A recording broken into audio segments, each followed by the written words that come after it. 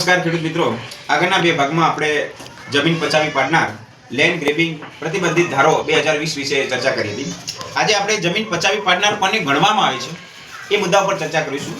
તો કોઈ વ્યક્તિને પોતાની જમીનનો ગેરકાયદેસર કબજો લેવા માટે, ગેરકાયદેસર કબજો લેવા માટે અથવા જમીન ઉપર અનઅધિકૃત માળખાના બાંધકામ માટે નાણાકીય સહાય કરે.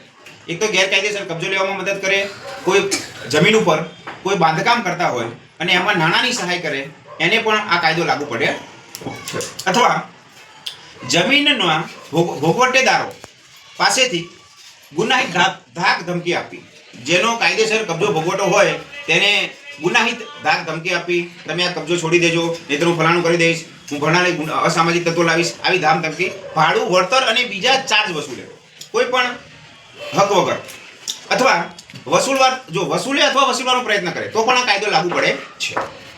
અથવા ઉપર જણાવેલ કૃત્યોમાંથી કોઈ પણ એક કૃત્ય કરવામાં મદદગારી કરે. જો આ બધા જે કૃત્યો જે છે એમાંથી ખાલી એક જ કૃત્ય પણ કરવામાં જો પણ એની મદદગારી હોય તેને આ ધારો લેન્ડ ગ્રેબિંગ પ્રતિબંધિત ધારો લાગુ પડે છે.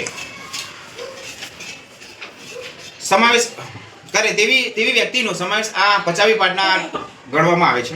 આમાં હિત ઉત્તરાધિકારીઓનો પણ સમાવેશ થાય છે. દાખલા તરીકે આવી ધામ ધમકી મેં આપ્યું હોય પણ હવે મારી પાછળ આખું રેકેટ હોય, એટલે મારા બીજા માણસોને પણ આમાં હિત ધરાવનાર બધા માણસોને આમાં આ કાયદા મુજબ એમની ધરપકડ કરવામાં આવે છે.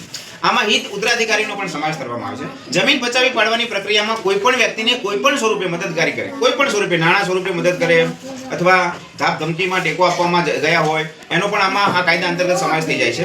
સંબંધિત વ્યક્તિ પર વાલી, વંશજો અને હિતેશુ સહિત સમગ્ર વ્યક્તિઓનો સમાવેશ જમીન પચાવી પાડનાર કાયદા અંતર્ગત બધાનો સમાવેશ કરવામાં આવે છે. આશા રાખું છું આ વિડીયો તમને ખૂબ જ ઉપયોગી થયો છે. તો ચેનલને સબસ્ક્રાઇબ કરવું ભૂલશો નહીં અને વિડીયોને લાઇક કરો અને ઘણા ખેડૂતો સુધી પહોંચાડો એવી આશા સાથે જય જવાન જય કિસાન.